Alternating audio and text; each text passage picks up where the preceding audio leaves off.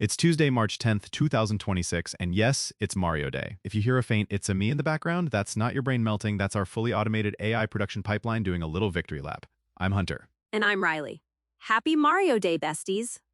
If this episode glitches and suddenly we start speaking in a mysterious new codec, no, we didn't get possessed. It's just the machines are collaborating. Today's chaos menu is stacked. AI video updates all over X, people yelling Kling 3.0 is live with character consistency, HiAR doing long, smooth generations, and it's announced as open source, LTX 2.3 popping up with open weights, and then Meta drops SAM audio, which is basically segment anything but for sound, and it's open sourced.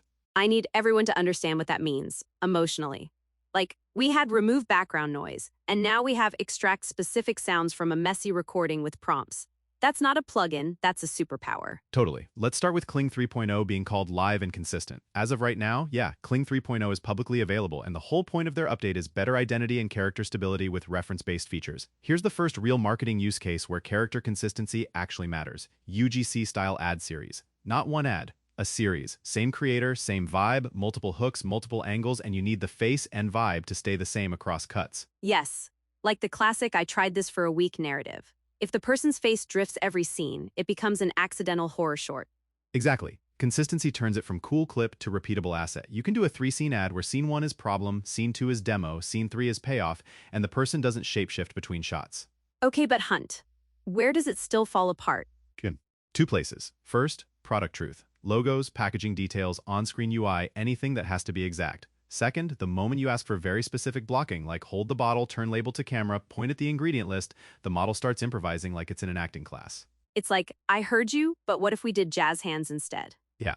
So the play is let the model handle vibe and motion, but keep your truth anchors human-controlled. Real product shots, real screenshots, real overlays. And this is where I'm going to challenge you. Everybody's like, prompt writer owns the creative direction now. I think the editor owns it. Because once you can feed text, image, and video references, the job becomes choose the right references and police the outputs. I agree with you more than you think. The prompt writer is important, but creative direction becomes reference orchestration. The model is a very confident intern. The editor is the one saying, no, not that take. Use the one where the character didn't teleport. Wait, but what about the model improvising between shots? Like multi-shot clips where it invents transitions you didn't ask for. That's the new reality. Creative direction becomes a negotiation. You set constraints with references, the model fills gaps, and the editor picks the winning branch. It's co-creation, not dictatorship. Speaking of branches, can we talk HiAR? X is hyping very long, smooth, high-quality generations without quality drop-off, plus open-source demos.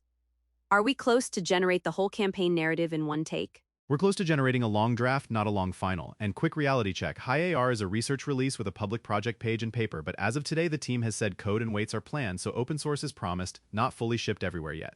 Like, you can absolutely get a minute scale sequence that feels coherent, but the gotcha nobody puts in the demo reel is drift in meaning. The scene might stay visually stable, but the story can subtly change. Yes. Like the character remains consistent, but suddenly the product benefit mutates, hydrating becomes healing.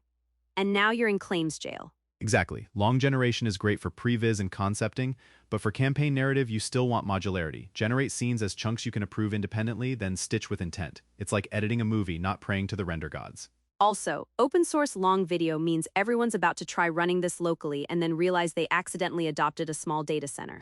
Which brings us to LTX 2.3 vibes. Open weights, runnable locally, that part is real. LTX 2.3 is out, weights are available, and Lightrix is positioning it for production workflows with updated tooling. Say it louder, people think local means free. Local means congrats, you're now IT in post-production. Totally. The hidden costs are asset management, approvals, and compute scheduling. If you don't have a pipeline, you end up with a folder called final.grcom. Using this one full of unusable clips. And the person who becomes the bottleneck is always the same person. It's the one editor who understands the settings, and now they're basically the wizard of your whole marketing team. Yep. So if you go open weights, treat it like a system. You need templates, naming conventions, and a human review loop that doesn't melt. Okay, now the spicy one. Meta's SAM audio. Isolate specific sounds from complex mixtures using text prompts, visual prompts, or time spans. And it's open sourced. Best and worst marketing uses, go. Best use podcast cleanup and repurposing. Imagine pulling cleaner dialogue from a noisy remote recording, then making platform-specific edits fast. Another best use is add audio post-production, extract the voice, swap music beds, create localized versions without re-recording everything. Yes. And also pulling sound effects. Like if you have product ASMR moments, clicks, snaps, pores, you can isolate those and build a consistent sonic identity. That's branding people actually feel. Worst use is obvious, forging reality. If you can isolate anything, you can also recombine sound to imply something happened that didn't. That's where ethics and governance have to show up. And it's not even always malicious. Sometimes it's just a social team being too clever. Let's make it sound like the crowd went crazy, and suddenly you've got a fake testimonial vibe. Right, which leads to the licensing and releases question. If everything is separable by a prompt, marketers need to think differently about music licensing, talent releases, and the old myth of you can't unmix that. The you can't unmix that era is so over. It's like when people used to say you can't reverse an image filter. Babe, we can. Practical checklists keep contracts and releases explicit about stem extraction and derivative edits. Store provenance, what was extracted, from what source, for what usage. And be careful with music. Even if you can isolate an instrument, that doesn't mean you own the rights to use it. And for talent, especially voice, it gets extra touchy. Because if I can isolate your voice from a video and remix it, that's basically a new kind of likeness risk. Exactly, which is a perfect bridge to Ming Omni TTS. Fine-grained control over things like speaking style and emotion is absolutely the direction these models are going, but just a quick wording tweak. Ming Omni TTS is primarily a text-to-speech system, so it's not like your full bidirectional voice agent by itself. The AI voice that sounds like it's smiling too hard. My practical playbook is, don't aim for a single perfect synthetic host voice first. Build a voice palette. A couple approved tones like friendly informative, high energy, calm premium.